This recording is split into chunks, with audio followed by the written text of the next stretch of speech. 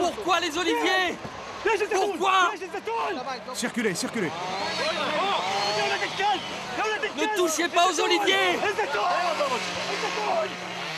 Personne ne sort.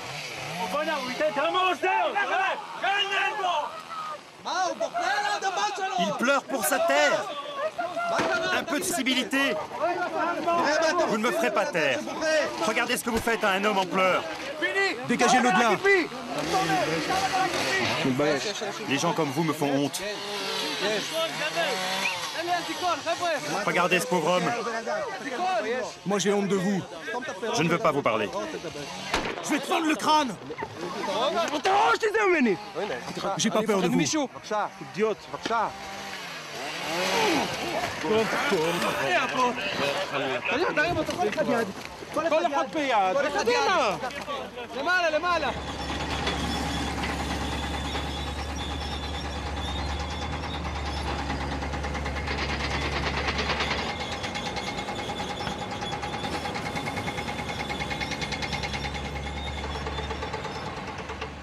Bidou, Boudrous, Bet Likia, Zaouia, Masra, Dir Balout, Dir Kadis.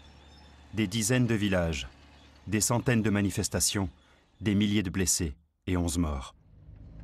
2 années se sont écoulées depuis le début de la deuxième intifada, qui a tué plus de 3000 Palestiniens et 1 millier d'Israéliens. Le gouvernement de Tel Aviv affirme qu'il n'a aucun interlocuteur palestinien et veut entamer la construction d'une barrière de sécurité. L'opinion publique israélienne estime que c'est la solution la plus sûre, et en 2002, le projet est lancé. Le tracé du mur ne coïncide pas avec la frontière de 1967. Il serpente en emprisonnant des dizaines de villages palestiniens et annexe de vastes portions de Cisjordanie dans le territoire d'Israël, coupant des fermiers palestiniens de leurs champs et divisant les familles. La zone, qui demeure palestinienne, n'a plus de continuité territoriale capable d'assurer la viabilité d'un futur État. Le tribunal international de La Haye a déclaré ce tracé illégal, mais le gouvernement poursuit l'édification du mur, affirmant qu'il n'est que provisoire. Quand la paix reviendra, le mur sera démoli. En réalité, le gouvernement installe de nouvelles colonies dans la zone annexée et crée une situation irréversible. Pour les villageois concernés, ce mur est une catastrophe. Ils protestent contre les bulldozers, tentant de défendre leurs terres et leur gagne-pain. Cette révolte populaire se déclare non violente et attire des pacifistes venus d'Israël et du monde entier. Depuis 4 ans, mon frère Jonathan et moi participons aux manifestations avec une association israélienne. Début 2005, nous tentons d'atteindre un petit village appelé Bel-In. Salut Mohamed, on est à Modi'in Elite. Ils construisent une nouvelle colonie. Mohamed, du comité populaire de Bel-In contre la barrière, nous emmène jusqu'au village. Nous traversons le chantier de Modi'in Elite, l'implantation israélienne qui se développe ici grâce au tracé de la nouvelle barrière. Tout ça se retrouvera derrière la barrière. Elle passera derrière la colline et la colonie recouvrira toute cette zone. 1700 habitants, des fermiers pour la plupart, sont sur le point de perdre plus de la moitié de leurs terres.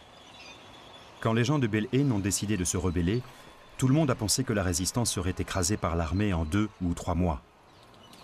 Personne n'imaginait que ce petit village lui tiendrait tête. Et moi, je ne savais pas que ce lieu allait jouer un rôle aussi important dans ma vie.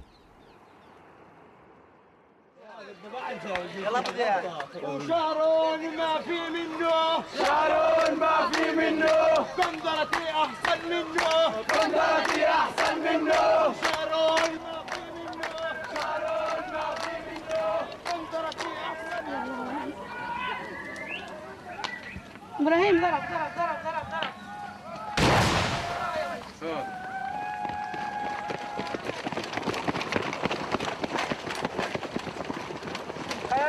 Soldats, au nom de tout ce qui vous est cher, nous vous demandons de battre en retraite. Ceci est une manifestation pacifique. La manifestation est terminée. Qu'est-ce que vous cherchez près des maisons?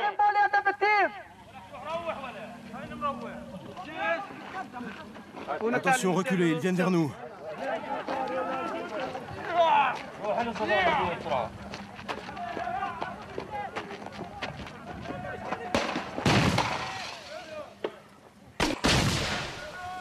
Ça vous amuse de tirer? Nous voulons une manifestation pacifique. Ils veulent en fait qu'on leur lance des pierres. Comme ça, ils nous prennent en photo et ils viennent nous arrêter la nuit.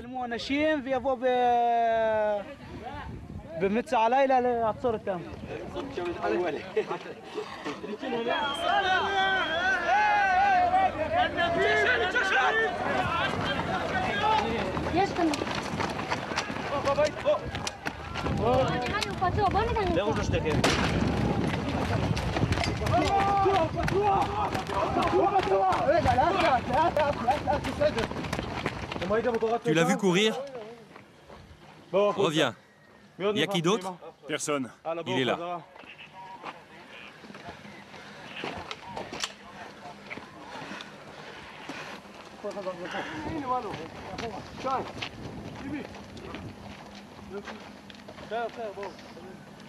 Allez au diable. Que Dieu vous maudisse. Allez-vous-en.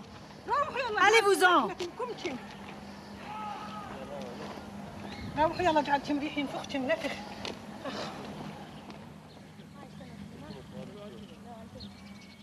Ici, c'est chez nous.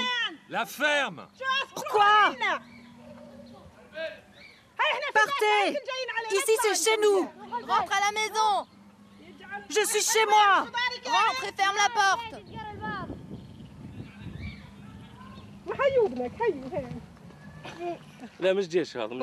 L'armée est là-bas. Qu'est-ce qu'il en sait? Il n'est pas avec eux. Tu t'appelles Shai? Oui. Alors viens boire un thé. Je veux les filmer dans le village. Nous filmer? Non, les soldats. Ils sont entrés. Oui. Je vais les filmer. Pas de thé?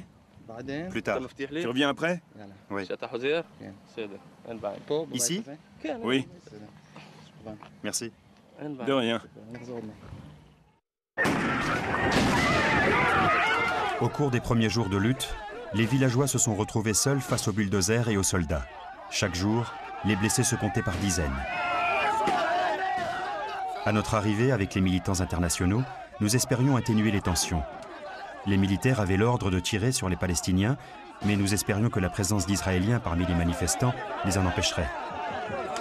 Calmez-vous! Qu'est-ce qu'on vous a fait? C'est votre paix. C'est vous qui l'avez voulu ainsi. Vous devriez avoir honte. Que vous ont fait ces gens? Pourquoi vous obéissez aux ordres? Certains étrangers ont été interceptés à leur arrivée à l'aéroport et expulsés du pays. Jusqu'à présent, 2 ont été tués par l'armée. À Bel-Ain, les pacifistes étrangers louent un appartement et restent sur place en permanence. Ce soir, ils sont chez Wadji. D'où venez-vous? Du Michigan. L'équipe est passée par le mouvement de solidarité internationale. Wadji. Rani. C'est notre mascotte. Mohamed. Loulou.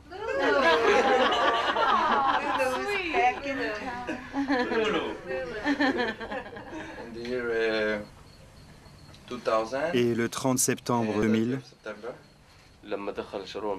2 jours après la venue de Sharon à la mosquée d'Al-Aqsa, le peuple palestinien et tous ses représentants politiques se sont indignés de sa présence. Rani a participé aux manifestations. La balle d'un sniper l'a touché ici. Il visait la tête. Il voulait le tuer. La balle est entrée là et elle est ressortie dans son dos, en touchant sa moelle épinière.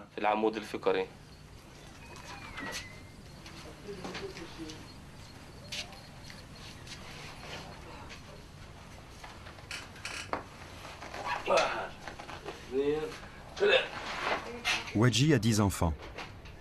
Ses filles aînées ont déjà quitté la maison. Rani est le plus âgé de ses fils.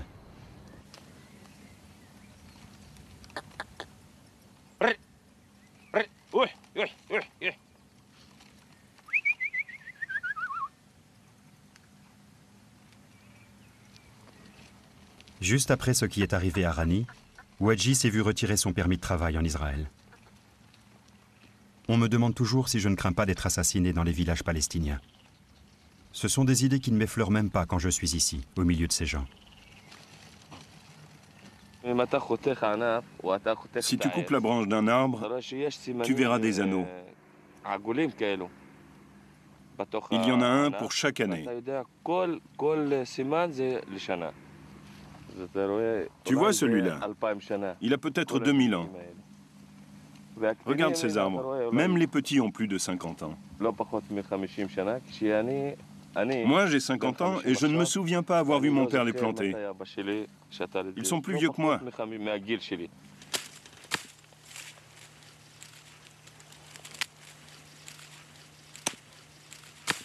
C'est tout ce que j'ai.